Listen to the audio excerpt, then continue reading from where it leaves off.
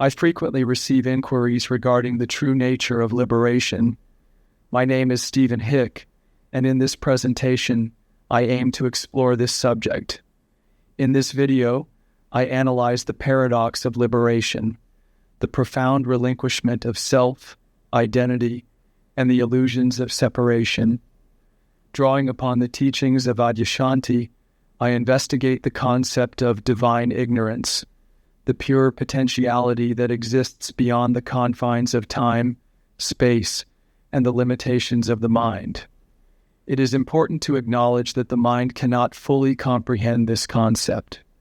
Liberation is not centered on the attainment or acquisition of something. Rather, it involves a subtle yet transformative process of subtraction wherein the unnecessary aspects fall away. Let us begin. If you find this video beneficial, I kindly encourage you to like and subscribe.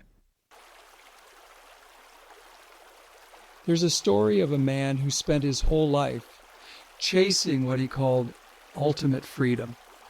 He meditated for hours each day, studied ancient texts, and traveled to remote places, hoping to find someone who could hand him the key to liberation.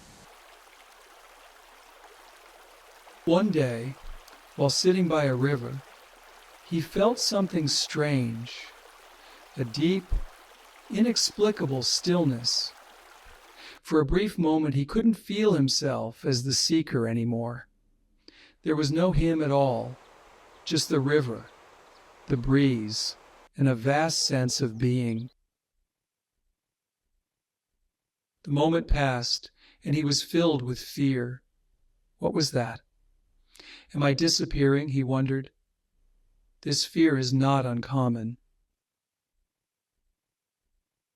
Adyashanti once said, strictly speaking, we can't actually want what liberation is. We can't want it because we can't know it. We can't project an idea onto it. You can't describe it. I call it pure potentiality. What the man experienced by the river wasn't annihilation. It was a glimpse of what Adyashanti calls divine ignorance.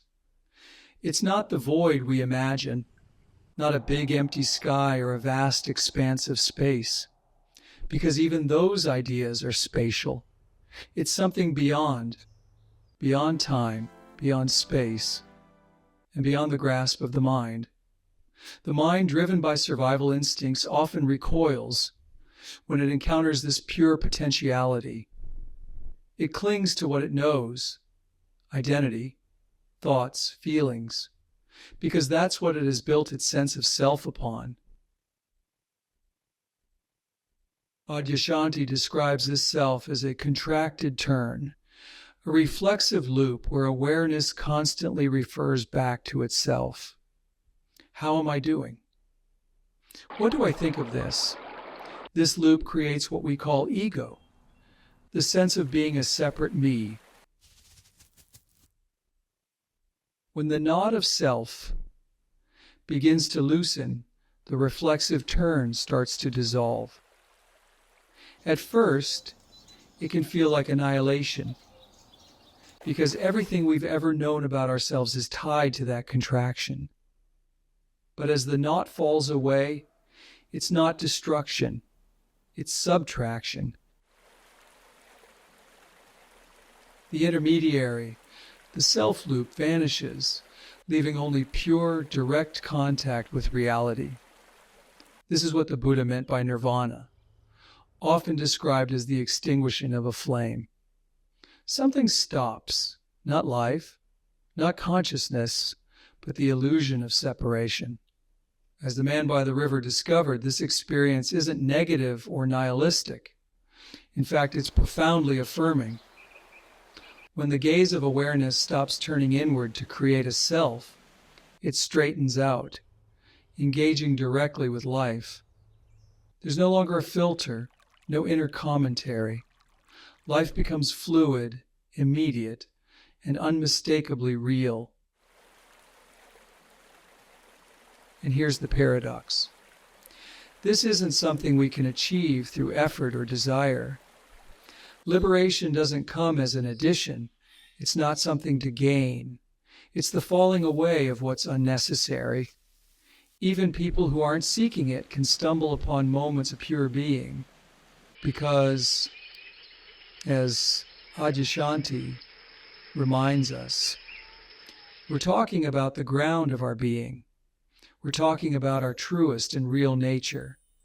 There's always a thread drawing us toward it, whether we recognize it or not. This journey has no end point.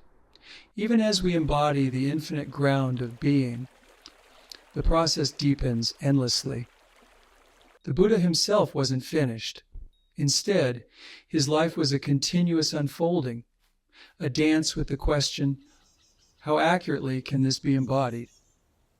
For the man by the river, the experience became a turning point.